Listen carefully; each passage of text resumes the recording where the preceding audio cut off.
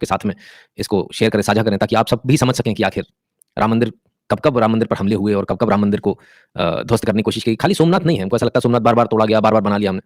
राम मंदिर का भी कुछ ऐसा ही इतिहास है। फ़र्क सिर्फ़ इतना है कि हमको वो पता नहीं, और हमको वो पता आज कुछ हद तक हम करने का प्रयास करेंगे। हो सकता है इतिहास की किताबों में ना लिखा गया हो, क्योंकि इतिहास आपके लिखने वाले जो लोग हैं, वो बहुत समझदार लोग हैं। उन्होंने हर वो इतिहास की कड़ियों को लिखा है जो आपको कमज़ोर बनाती है।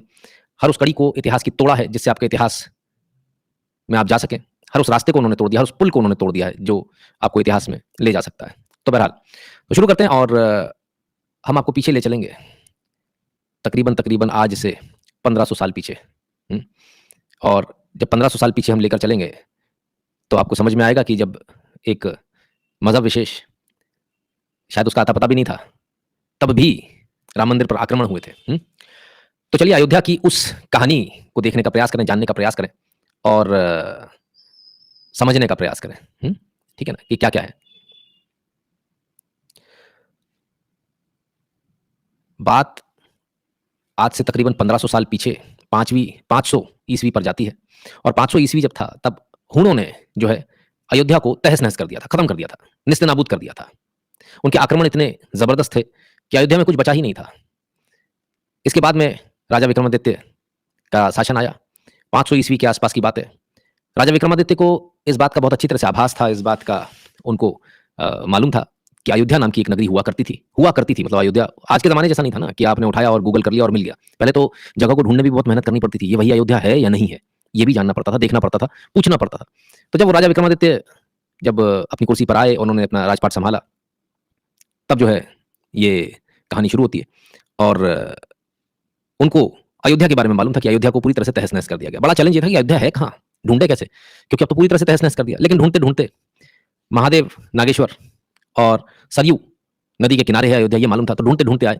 अयोध्या नगरी मिल गई। अब उससे भी बड़ा चैलेंज था कि आखिर भगवान श्री राम की जन्मभूमि, उसको कैसे ढूँढा जाए? तो कोई पहली बार नहीं है कि हम ये मंदिर बना रहे हैं, हम ये क्लेम कर रहे हैं भगवान श्री राम की जन्मभूमि है। राजा विक्रमादित्य ने भी इसी जगह को ढूँढा था, बहुत मुश्किल से ढूँढा था, और ढूँढ निकाला था कि रामलला का जन्म यहीं हुआ था, यही वो जन्म स्थान है। आखिर राजा विक्रमादित्य को ऐसी क्या ज़रूरत पड़ी थी? वो कहीं और भी मंदिर बनवा सकते थे, बिल्कुल बनवा सकते थे। लेकिन पहली बात उन्होंने अयोध्या ढूँढा, अयोध्या के बाद उस अयोध्या में राम मंदिर को ढूँढना कि भगवान श्री राम का वो जगह कौन-सी है जहाँ भगवान श्री राम का जन्म हुआ, वो जन्म स्थान कौन-सा है? तो बड़ी मेहनत और कड़ी मशक्कत के बाद ढूँढते रहे इधर-उधर, आखिरकार राम मंदिर के टूटने के अवशेष मिल गए, और उन अवशेषों में खुदाई कराई गई, सब कुछ कराया गया, तो पाया गया कि हाँ, राम मंदिर तो यहीं है। तो अब जिस राम मंदिर को जिसको बाबर ने तोड़ा था, वो तो दूसरी बार तोड़ा है। जब जगह मिल गई, तो राजा विक्रमादित्य ने आदेश दिया कि एक ऐसा भव्य मंदिर बनाया जाए जो पूरी दुनिया में फेमस हो, पूरी दुनिया में इसकी ख्याति हो, और वैसा ही मंदिर बनाया भी गया। बहुत ही सुंदर, कलात्मक और बहुत ही भव्य मंदिर बनाया गया भगवान श्री राम का। जैसा आज प्राण प्रतिष्ठा हो रही है, तब भी किसी ने करी थी, तब राजा विक्रमादित्य ने की थी। तो आज जो हो रहा है वो राजा विक्रमादित्य पहले कर चुके हैं, यानी आप यूँ मान लीजिए कि राजा विक्रमादित्य ही पुनः एक बार आपके सामने ये सब कुछ कर रहे हैं, ऐसा मानने तो भी गलत ना होगा। कुछ लोगों को मिर्ची लग सकती है आज की लाइफ से, तो मिर्ची लगने से कुछ नहीं होगा सर, इतिहास को पढ़िए, अच्छा रहेगा। तो बहरहाल राजा विक्रमादित्य ने मंदिर बनाया, और मंदिर इतना भव्य बना कि पूरी दुनिया में डंका पिटने लगा कि भाई वहाँ पर एक ऐसा मंदिर है जो इतना भव्य बना हुआ है। और आप सोचिए कि ये 1000 साल तक ये मंदिर, 1000 साल तक ये मंदिर एज़ इट इज़ खड़ा रहा। आप सोचिए क्या पत्थर इस्तेमाल किए गए होंगे जो 1000 साल तक के हर मौसम को बर्दाश्त करते रहे, और सिर्फ मौसम को बर्दाश्त नहीं करते रहे, इस मंदिर का 1000 साल तक चमत्कार पूरी दुनिया ने देखा। पूरी दुनिया यहाँ आती थी, अलग-अलग लोग आते थे। आज जो लोग कहते हैं ना कि हम मंदिर नहीं जाएँगे, बुत परस्ती नहीं करेंगे, तब ऐसा नहीं था। तब दुनिया भर के लोग आते थे, चाइना के लोग भी आते थे, और दुनिया जहान से लोग आते थे, सारे लोग यहाँ आए। उन्होंने देखा, तारीफ़ करी और मंत्रमुग्ध हो गए। बहुत सारे लोग कन्वर्ट हुए, कन्वर्ट इन द सेंस उनके मन में खुद से आया कि प्रभु श्री राम की मुझे भक्ति करनी है। तो एक नॉर्मल सी बात हो गई थी, भगवान राम के दरबार में आकर, भगवान राम के मंदिर में आकर, कोई किसी भी मत मज़हब को मानने वाला हो, उसको छोड़कर जो है वो भगवान की भक्ति में लग जाता था, भगवान श्री राम की भक्ति में लग जाता था। तो एक सामान्य सी घटना थी। 1000 साल तक ये मंदिर इसी प्रकार चलता रहा, राजा विक्रमादित्य के बाद भी चलता रहा। अब कालखंड बदलता है और मुगलों का आक्रमण की कहानी शुरू होती है। मुगल भारत में आते हैं, तमाम सारी लूट-पाट करते हैं, सब कुछ करते हैं, लेकिन राम मंदिर एज़ इट इज़ खड़ा रहता है, काफ़ी समय तक खड़ा रहता है। इसके बाद आता है बाबर का ज़माना। बाबर को लेकर 2 कहानियाँ हैं, है ना? 2 कहानियाँ हैं, पर उन 2 कहानियों में समानता एक ही है, बस थोड़ा-सा वेरिएशन है ना? कि आखिर मंदिर बाबर ने कैसे तोड़वाया? नारायण शंकर मंजाई, स्वागत है। तो ये सब कुछ चल रहा था, मंदिर बाकायदा एज़ इट इज़ जैसा पहले था वैसा ही चल रहा था। लेकिन इसमें यहाँ एंट्री होती है बाबा श्यामानंद की। अब बाबा श्यामानंद जो हैं, उस मंदिर के पुजारी थे, राम मंदिर के। देखिएगा धोखा कहाँ होता है। बाबा श्यामानंद क्योंकि संत व्यक्ति थे, सिद्ध व्यक्ति थे, दूर-दराज से लोग आते थे, उनसे आशीर्वाद लेने, आशीर्वाद फलीभूत होता था।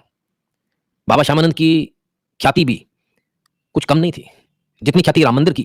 तो उस जब राम मंदिर का नाम आया, बाबा श्यामानंद का नाम ना आया, तो ऐसा पॉसिबल नहीं होता था, क्योंकि हर व्यक्ति बाबा श्यामानंद को जानता था और वो कहता था कि भाई उनको भगवान सिद्ध हैं, वो जो आशीर्वाद देते हैं वो हो जाता है, फलीभूत होता है, जैसा बोल देते हैं वैसा ही होता है। और बड़े सरल व्यक्ति थे, बहुत निश्चल भाव। भगवान भी उसी को सिद्ध होते हैं या सिद्धि भी उसी को मिलती है जो इतना निश्चल हो, जिसके मन में कोई पाप ना हो। बाबा श्यामानंद के मन में भी कोई पाप नहीं था। श्यामानंद जी अपना रोजमर्रा का पूजा पाठ काम करते थे। उनके पास कई लोग सीखने आते थे कि साहब हमको भी सिखा दीजिए, फलान कर दीजिए, ढिकान कर दीजिए। कहानी चलती रही, पूजा पाठ चलता रहा। लेकिन एक दिन एक फकीर बाबा श्यामानंद के पास आता है और कहता है कि आपके पास ऐसा क्या है, क्या जादू है आपके पास, क्या करिश्मा आपके पास है, मुझे भी सिखा दो। और ढोक लगा देता है, लौट जाता है उनके पैरों में। बाबा श्यामानंद सीधे साधे व्यक्ति थे, उन्हें लगा कि शायद हो सकता है कि ये सच में सीखने आया हो। उनके मन में एक तनिक मात्र भी ये नहीं हुआ कि ये मेरे साथ कोई चालबाजी कर रहा है, कोई बदमाशी करने का प्रयास कर रहा है। बहरहाल बाबा ने उसको भी बताया, बेटा पूजा पाठ करो, सब कुछ करो। फकीर बहुत तेज था, बदमाश था।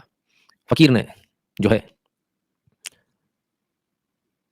बाबा श्यामानंद से पूजा पाठ सीखा, तमाम सारी जो कर्मकांड है वो सीखे, और धीरे धीरे करके वो फकीर भी जो है सिद्ध हो गया, उसको भी सिद्धियां मिल गई।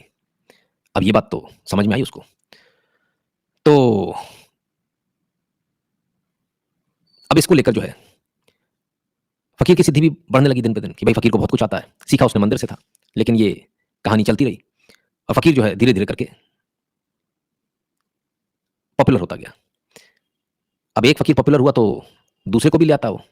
कहता कि आप जो है, मुझे तो आपने सिखाया ही है, एक को और सिखा दो, तो बुराई क्या है।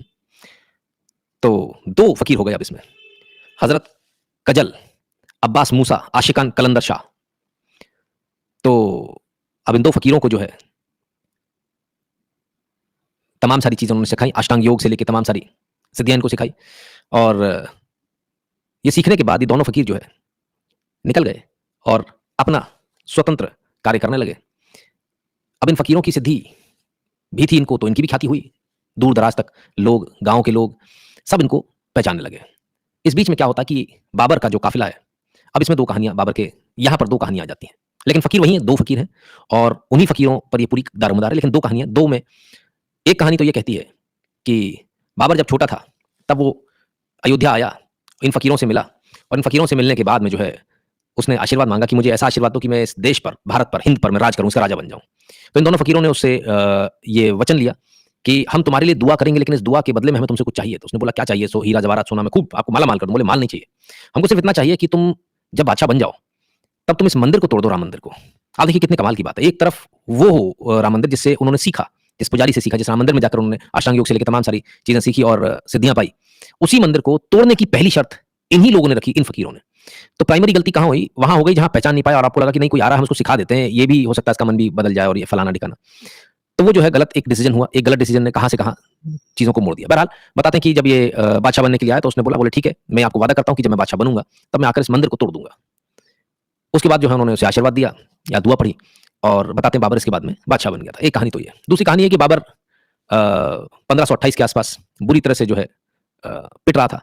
अयोध्या के घाघरा और सेवरा नदी के संगम पर बाबर ने अपनी सेना के साथ डेरा डाला, छुपने के लिए डाला था, क्योंकि वो तमाम सारी जगहों से पिट रहा था। तो बाबर वहां छुपा हुआ था। अब छुपा हुआ था तो मन में उसके ख्याल आया कि मैं बड़े लोगों से तो नहीं लड़ पा रहा हूं, तो मैं क्यों ना एक काम करूं, जो कमजोर है मैं उन पर लाठी चलाऊं और उनसे कर वसूलना शुरू करूं। तो बाबर अपनी ये प्लानिंग कर रहा था। बाबर ने डेरा डाल रखा था, तो डेरा डालते तो वहां आसपास के लोग जो है वो बताते हैं कि साहब यहाँ पर ऐसा है वैसा है। तो ऐसे ही कुछ लोग बाबर के पास पहुंचे, उन्होंने बताया, बोले साहब यहाँ पर जो है दो सिद्ध लोग हैं और वो जो भी आशीर्वाद देते हैं, जो भी दुआ पढ़ते हैं, वो कामयाब होती है। देखिए मंदिर के पुजारी के बारे में नहीं बताया किसी ने, मंदिर के बारे में नहीं बताया। बताया किसके बारे में? वो जो फकीर है। तो बोले फकीर है और ऐसा वैसा। 3 कोस की दूरी थी। बाबर ने कहा यार अगर ऐसा है तो चलो। अगर बाबर भी मुसीबत में था, उसने कहा चलो मिल लेते हैं। फकीर के पास मिलने को गए, और जब मिलने को गए तो हीरे जवाहरात और तमाम सारे अच्छे कपड़े भी दिए, महंगी महंगी गिफ्ट भी दी। फकीर ने लेने से मना कर दिया, बोले मुझे कुछ भी नहीं चाहिए। बाबर सदके में आ गया, बोले कि इतना सब कुछ दे रहा हूं फिर भी नहीं चाहिए। बोले तो क्या चाहिए? बोले मुझे ये चाहिए कि आप मुझे वादा करो, मैं आपके लिए दुआ पढ़ूंगा और आप इसके बाद पीछे पलट कर नहीं देखोगे, आपका राजपाट बढ़ता चला जाएगा। तो बोले ठीक है, तो आपको क्या चाहिए इसके बदले में? बोले मुझे चाहिए कि तुम इस राम मंदिर को तोड़ दो। यानी देखिए दो कहानियां यहाँ एक जैसी सी लगती हैं। जिन लोगों ने एक बिल्डिंग बनाई उनके हाथ काट दिए गए थे, ठीक है ना, ऐसा बताते हैं। हालांकि वो एक शिव मंदिर है, ठीक है। लेकिन यहाँ पर भी वैसी कहानी मिलती है और कहानी बहुत मैच करती हुई मिलती है कि जिस जगह से सीखा उस जगह कोई तहस-नहस कर दो ताकि कोई दूसरा सीख ही ना पाए और दूसरे को कोई वो सिद्धियाँ मिल ही ना पाएँ। और जिस मंदिर से हमने उस मंदिर के प्रति ही इतनी नफ़रत, ये मतलब अपने आप में अजूबे वाली बात है। पर ये 100% सच्ची कहानी है, 100% सच्ची हिस्ट्री है, जिनमें इन फ़कीरों का ज़िक्र आता है। बाबर के भी तमाम सारी जगहों पर बाबर के जो खुद के जो लिखे हुए उसके ज़माने के लिखे हुए जो गैज़ेटियर्स हैं, उनमें ये बात मिलती है। तो ये वादा उसने लिया कि हम तुम्हारे लिए दुआ पढ़ेंगे और तुम्हारे साथ सब कुछ अच्छा होगा, अल्लाह तुम पर मेहरबान होगा, लेकिन तुम्हें तो इस मंदिर को तुड़वाना होगा। बाबर को बात शुरू में तो थोड़ी अटपटी लगी, लेकिन बाबर इसके लिए तैयार हो गया। मीर बाँकी को उसने बोला कि आप इस मंदिर को जो है तहस-नहस कर दो, इस मंदिर को तोड़ दो। तो बाबर के आदेश पर ये मंदिर तोड़ा गया। ये मंदिर बाबर के आदेश पर ज़रूर तोड़ा गया, लेकिन इस मंदिर के पीछे, टूटने के पीछे की जो वजह थी, वो 2 फ़कीर थे जिनको ये मानकर सिखा दिया था कि चलो सिखा देते हैं, शिक्षा दे देते हैं, क्या फ़र्क पड़ता है?